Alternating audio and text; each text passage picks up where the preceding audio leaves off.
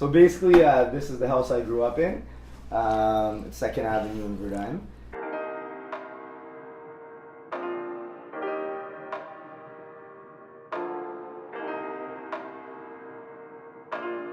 I have 3 sisters that we didn't live together, but this is my eldest sister.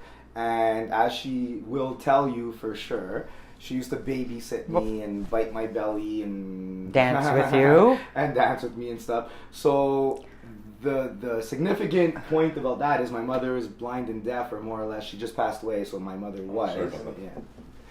And when I was growing up, my mother's blind and deaf and didn't take care of me, or wasn't able to take care of me the way a normal mother would take care of you. And my sister was somebody who's 20, how many years older? 15. 30 years older than me? 15. 15 years older than me? Yeah. It's not true, but we'll just... It is true, yeah. Okay, because I was 15 years older I than was me. 15 when I was babysitting him. That I Impossible. remember. Well, our mom and his dad would go bowling on twice a week. John was about 2. There goes the 15 when I was babysitting. So I would be the babysitter. And John would always look forward to it because, of course, I'm 15. So I love the loud music, the dancing. Mom's gone. Let's go. Yeah. He would be smiling away knowing today must be bowling day or something's happening because there goes sis putting on the music. There's John in my arm dancing away. We had great times those 2 nights away for sure because my mom was very overprotective of John. She wouldn't let him do very much anytime. Even going down one stair, it was like way too much. And I used to get into little arguments with her once in a while, saying, Mom, you gotta let him go. Stop holding on, give him some freedom, the poor kid. So I would take him to the parks. He probably doesn't remember that because he was like 2, 3 at that time. Take him to the parks and sometimes to the beaches, just to get him away from mom. Well, my mom was great, loved him to death for sure, but too much. My mother was blind and deaf, so no occupation. And my father used to work at a grocery store. And he used to bag vegetables and clean vegetables and fruits, but he died when I was 5 years old. So the occupation of my parents was welfare, if that's an occupation, but that's what our occupation was. That was our family income. Well, so to tie in my sister to my mom and what she was saying, my mom wasn't overprotective. She was blind and deaf and very nervous and didn't know any better. And I was all she had, so she was worried I was always going to be kidnapped or die or something bad was going to happen. My sister was my first job because I was already shopping and doing the banking for my mom, so I knew how to do it when I was like 6, 7 years old. And my sister used to pay me to do it for her, so that's how I used to earn my first few dollars, which was $5. At 8? Oh no, before 8. Before 8 for 6 or 7. Yeah. Starting as soon as my father died. When my father died, I started doing that stuff. I had to dress myself. I had to shop. I had to bring my mom shopping. If my mom needed shoes, I had to bring my mom to buy shoes. And my mom couldn't see, so my mom would literally say she wanted black shiny shoes. We'd get her to try on the black shiny shoes. She'd tell me she hated them, and then I'd make her try on 50 pairs of shoes at the store, and she'd yell and scream at the people and say, they're all ugly, the shoes are terrible. The 51st pair of shoes was the same pair of shoes that she tried on in the beginning. And then she would say, I love those ones, and keep them. That was how my mom was, a little bit wacko. It was never easy. How did you meet Shauna?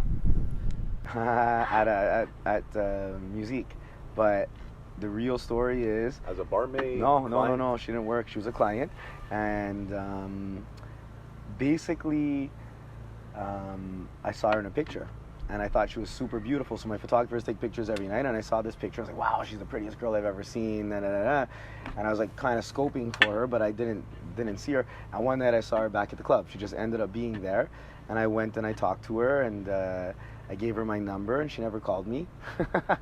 And then a few months later, I saw her back at the club, and that time we started talking, whatever, and then it went from there. But yeah, it's like I saw a picture of her, and I got the girl that I thought was hot in a picture. And it wasn't internet dating, it was a nice random picture of a pretty girl, right? How do you know, because obviously at that time you were making good money as well. Yeah. How do you know, how did you feel like if a woman is using you for money? Very good question. Or are people around you in general, not just a woman, but in general, people around you, groupies. Groupies just because, it's Jon Jay, this and that? Or, how were you able to separate, who's real with you or not? It's hard to separate who's real with you. That only can be figured out with the test of time. You can't know that in a day or an hour. I mean, the people that are super obvious and it's like there's nothing there except that, it's pretty obvious, but you only know that over time. And it's whether you had money or not, your true friends are there way later and in much more dire circumstances than the people that are not your true friends, you know? Absolutely. With Shauna, I mean, we just hit it off really, really, really well. And I was in the middle of reinventing myself at that point anyways. So I wasn't anywhere near as wealthy as I was today. A decent amount of my wealth was built with Shauna in the picture. But I mean, you just kind of know. You know, intuition. I'm lucky. We have a great relationship. We do everything together. We travel together. We eat together. We go out to dinner, movies. We have a lot of the same interests.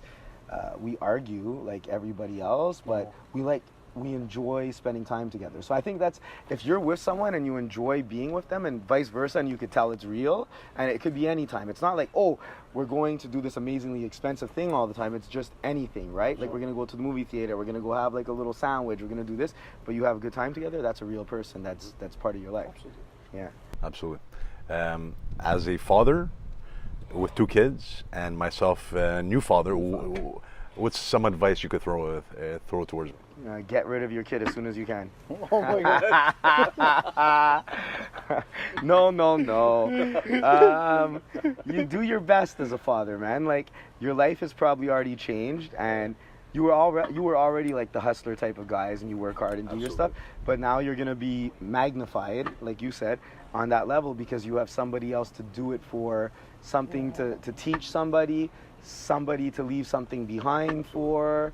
And all of those things. So I mean, naturally, most parents want the best for their children, and that's going to drive you now on a different level. Doesn't that necessarily mean monetarily? It could just mean like a balance of like being there for your kid and creating opportunities for them. But I mean, if your kid just has like financial stability, but no happiness, and there's not a happiness in your marriage, or you're not a good father, or you're not present, or you miss like his first his elementary school graduation, or you miss his first tooth being pulled, or all of those moments, you don't get them back. We talked about time management. Yeah. Exactly. Time management is spending the most important times with your children too. Like making sure you find the time to do that, right? Exactly. Yeah. Question. If, let's say, and obviously, God willing, it never happens, let's say you were to lose everything tomorrow. Yeah. What would you do to get back to where you are?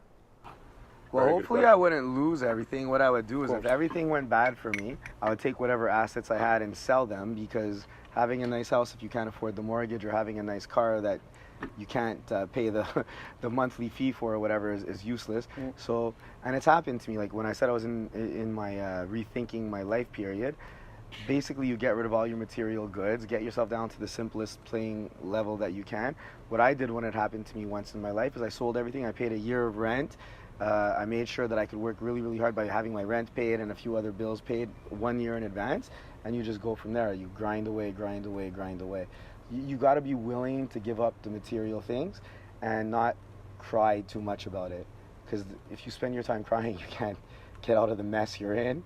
And if you're too attached to your material things, you hold on to them before too long, and it's too late to do exactly what I said, liquidate them. Like, I can't sell my house, I can't sell my house. It's so important, I built it myself, I love it, it's my status, it makes me, my Bentley is my status and all that. That's not your status is yourself. If you're able to create it, you'll create it again. But if you only got lucky once, then I can't speak to that. Some people, not unfortunately, fortunately, sometimes they're in the right place at the right time, 1 or 2 things go well, and all of a sudden they're doing well. But if they were asked to replicate it, they may not be able to, right? Because it wasn't a series of like experiences that led to that. And would you get back in the nightlife industry again? Is that what you would do, or would you do another route? There's 2 ways to look at that, because I know it's the easiest thing for me to do. Yeah. But I'm also getting older, and it's a difficult thing to do. So, anyways, I'm hoping this is only a theoretical question and I never have to face it. Exactly. Of course, absolutely. God willing, man. Yeah, you just stressed me out by saying like, would you start nightlife again or whatever? I'm like, all over. Like, Yeah, it's tough. yeah, I'm trying to like grow and evolve, and you're like bringing me back to like, you have nothing, you lost everything, you're gonna open a nightclub. Like my first place, that I told you it did bad in the beginning, and I had to buy out the partners bit by bit, and I took over. I used to sit in there at Orchid in the first months and just sit by the bar. You only make money for 2 or 3 hours a night, 2 or 3 times a week. So if you have a few bad hours, forget it. You've lost your money. And I used to sit at the entrance of the club and just hoping Like I would count every person that would walk in, you know, and then I would be like, please stay, like don't leave. And that's how you have that like guerrilla style tactics to keep people in your club. You become an alcoholic. Like if you're a guy in a struggling bar, how do you make people stay in your bar? You give them free booze and you drink with them because you're fun and you're the host and this and that. But now you're not making money. You're probably losing money. There's an illusion that there's a bit more people in there, but if they're all drinking for free, you're not generating anything, right? And worst of it all is to keep them happy. The club owner, ooh, it's so cool, you're hanging with the club owners, they're drinking shot for shot with you and another group of guys and another group of guys, and all of a sudden you're drinking 50, 60 ounces of alcohol over a 6-hour period a few times a week, you know? That's not me. I never really got into that, but like some people around me do, and it's hard to get out of. Of course.